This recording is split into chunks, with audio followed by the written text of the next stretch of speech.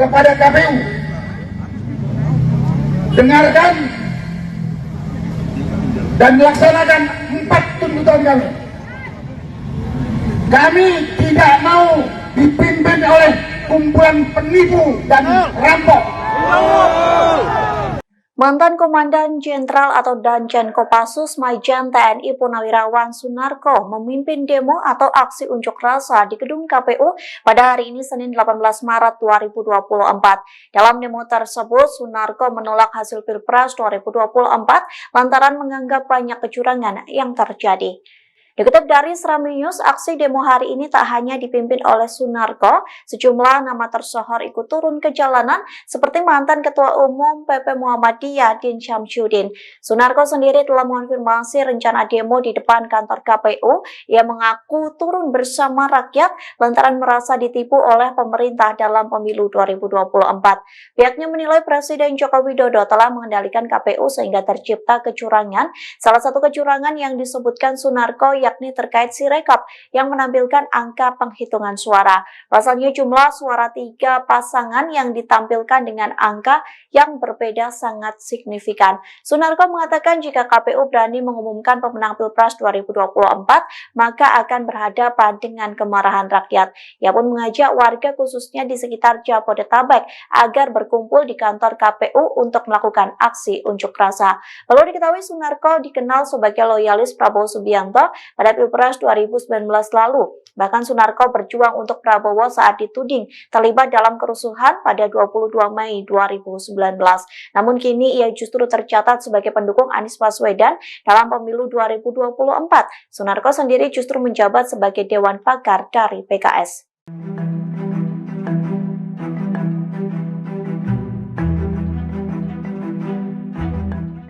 Cawapres Mahfud MD membela kubu 02 saat diolok-olok oleh warganet. Pasalnya netizen menyebut pendukung Prabowo Gibran tersindir dalam cuitan dari Mahfud MD.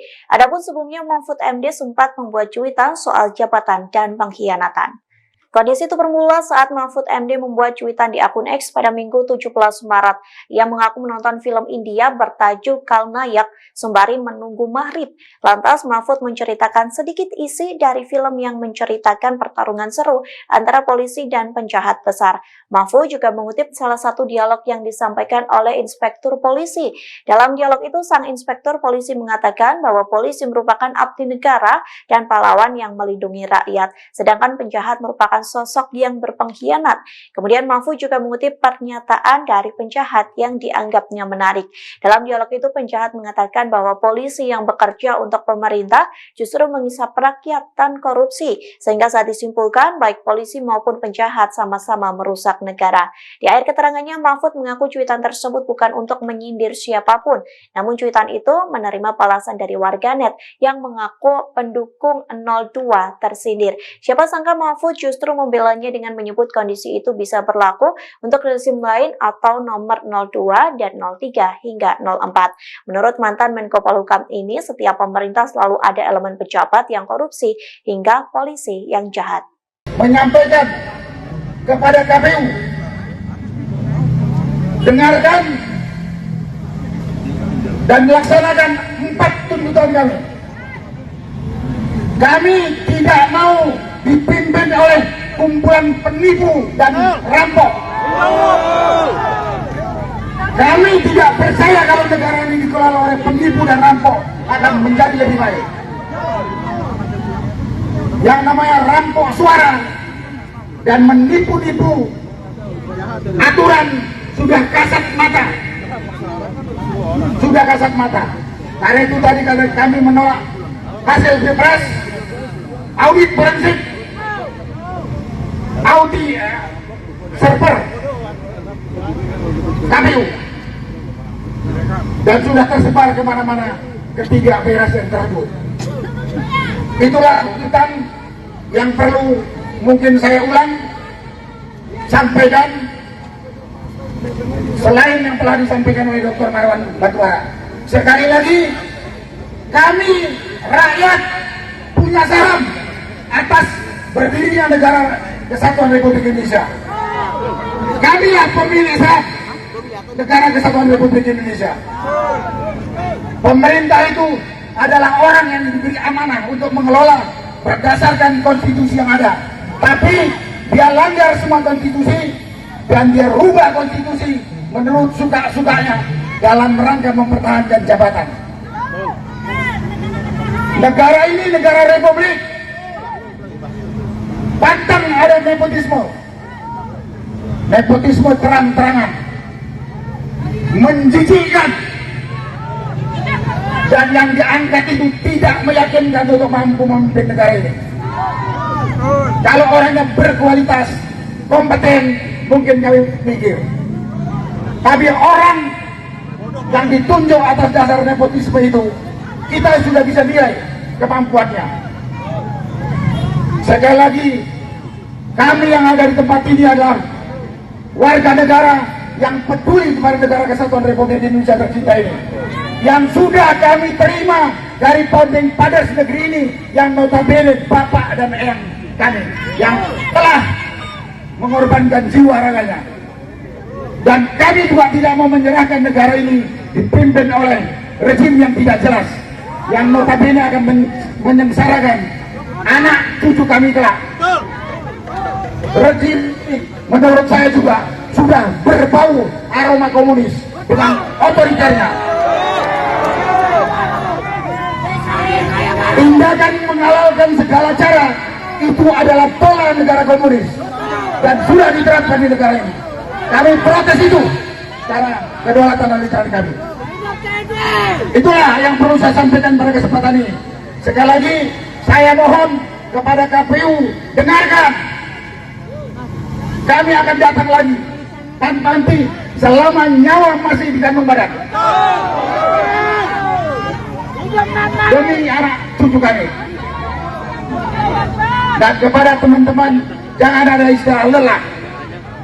Amar ma'ruf nahi mungkar dalam agama kita selama kita masih punya nyawa. Itulah yang bisa saya sampaikan pada kesempatan ini. Terima kasih. Wassalamualaikum warahmatullahi wabarakatuh. Merdeka! Merdeka! Merdeka! Allahu Akbar! Allahu Akbar! Allahu Akbar!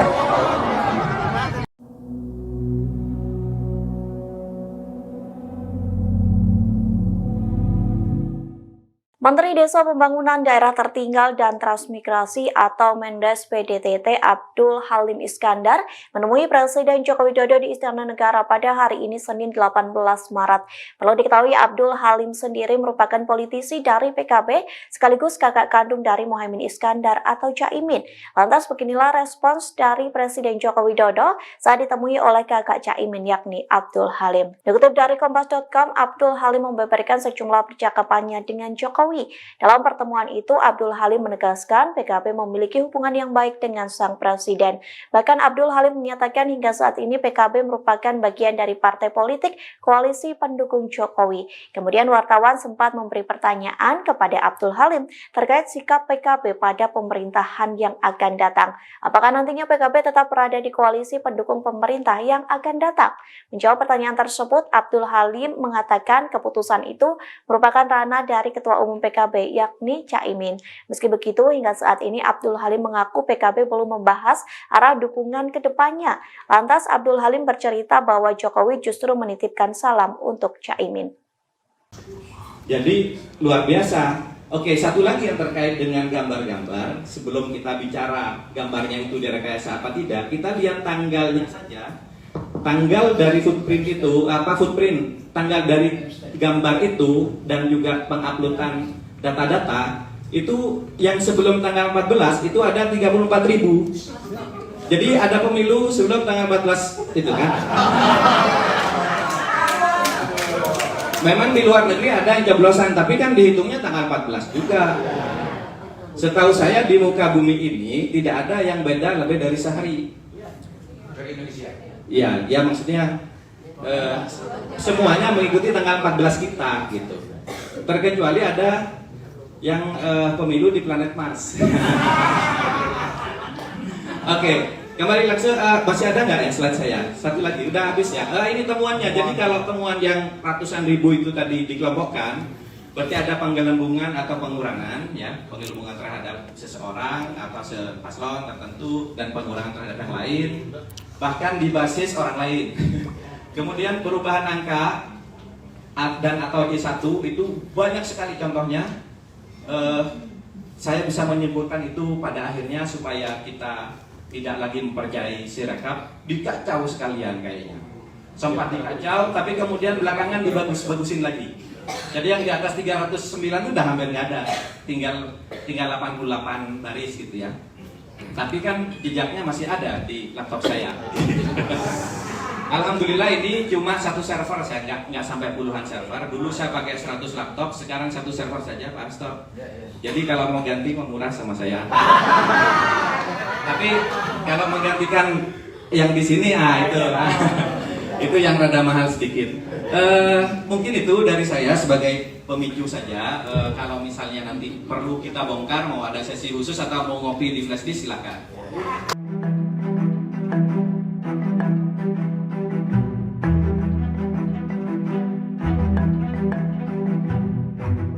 Aksi unjuk rasa dalam rangka menolak kecurangan pemilu di depan kantor KPU pada Senin 18 Maret semakin memanas. Pasalnya massa membakar spanduk bergambar Presiden Joko Widodo dan Ketua KPU Republik Indonesia Hasyim Asyari seusai buka bersama. Bahkan mereka mengancam akan menginap di depan gedung KPU. Adapun demo tersebut disiarkan langsung oleh Facebook Tribun News dan Kompas.com. Dalam video itu terlihat massa duduk di jalan untuk buka bersama. Selesai buka bersama, massa juga melakukan sholat maghrib berjamaah di pinggir jalan. Saat hari semakin malam, semangat massa seolah terbakar untuk melakukan unjuk rasa. Hal itu dibuktikan saat massa mulai membakar spanduk bergambar Jokowi. Dalam spanduk itu terpampang potret Jokowi dengan hidung panjang dan tuntutan pelengseran. Tak hanya itu, massa juga membakar gambar Hakim Konstitusi Anwar Usman hingga Ketua KPU Hasyim Asyari. Aksi itu disertai dengan teriakan sorak-sorai hingga suara musik yang keras. Api semakin besar membakar seluruh spanduk hingga habis. Beberapa di antara mereka pun mengatakan bahwa akan terus membakar Jokowi hingga siap menginap di depan KPU. Terlebih KPU akan mengumumkan perolehan suara Pilpres 2024 pada 20 Maret mendatang. Download Tribun X sekarang, menghadirkan lokal menjadi Indonesia.